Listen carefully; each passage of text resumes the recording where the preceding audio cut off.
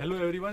देखिए, इस वीडियो में हम देखते हैं जो हमारे पास नेट रिटर्न होता है, ग्रॉस रिटर्न होता है और जो कॉस्ट ऑफ कल्टीवेशन होती है, बेनिफिट कॉस्ट रेशियो होता है, वो क्या होता है। और जो हम इनपुट्स यूज करते हैं, जैसे हम फील्ड प्रिपरेशन अपनी कर रहे हैं, सबसे पहले हम देखें जो हम इनपुट्स अपनी फील्ड में यूज करते हैं। मान लीजिए हम फर्टिलाइजर्स डाल रहे हैं, इंसेक्टिसाइड्स डाल रहे हैं, पेस्टिसाइड्स डाल रहे हैं, जो हम हर्बिसाइड्स डाल रहे हैं, जो हम सीड्स ले रहे हैं बाजार से, ये सारा होता है जो फील्ड प्रिपरेशन कर रहे हैं, हैरोइंग कर रहे हैं, टिलेज कर रहे हैं, ये सारा हमारे पास जो है वो इनपुट्स में आता है। और इनपुट से लेकर जो हमारे पास फाइनल ग्रेन यील्ड जो होती है आती है, जब वहां तक जितना भी कॉस्ट हमें लगता है उसको हम कहते हैं कॉस्ट ऑफ कल्टीवेशन।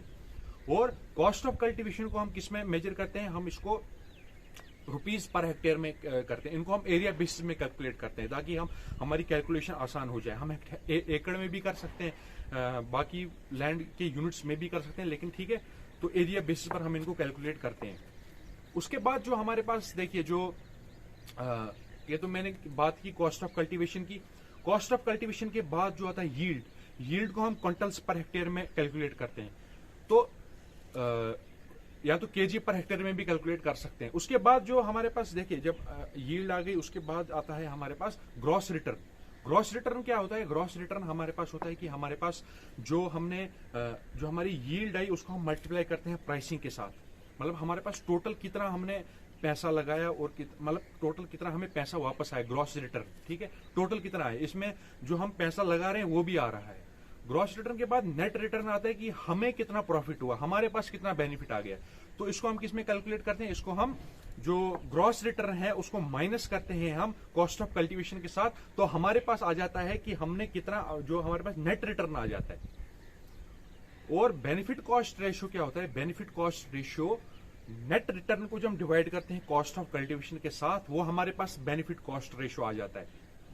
और इसको मैं आपको एक एग्जांपल के साथ समझाता हूं। देखिए, मान लीजिए हमारे पास वीट है, उसमें जो कॉस्ट ऑफ कल्टीवेशन है वो 40,000 रुपीज आ गई, ठीक है, पर हेक्टेयर।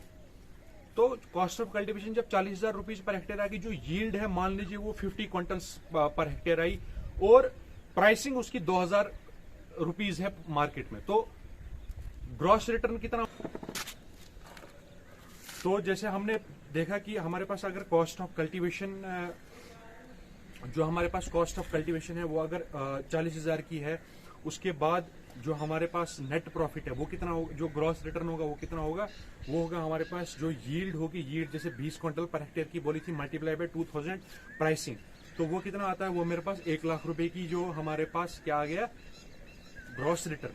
नेट रिटर्न क्या होगा? नेट रिटर्न को जब मैं ग्रॉस रिटर्न को माइनस करूंगा कॉस्ट ऑफ कल्टीवेशन के साथ, तो मेरे पास नेट रिटर्न आ जाएगा। नेट रिटर्न का मतलब हुआ कि मेरे पास मुझे कितना बेनिफिट हो गया, कितना प्रॉफिट हो गया उस अपनी जो हमने, जैसे कॉस्ट ऑफ कल्टीवेशन 40,000 थी, यील्ड 20 क्विंटल पर हेक्टेयर की थी, प्राइसिंग 2000 रुपीज पर हेक्टेयर थी, तो मेरे पास जो हमारे मेरे पास ये ग्रॉस रिटर्न आया वो 60 आया, ये 1 लाख का आया। जो मेरे पास नेट रिटर्न है वो कितना आएगा मेरे पास? जब मैं 1 लाख को माइनस करूंगा 40,000 से, तो 60,000 मेरे पास नेट प्रॉफिट आ गया, ठीक है।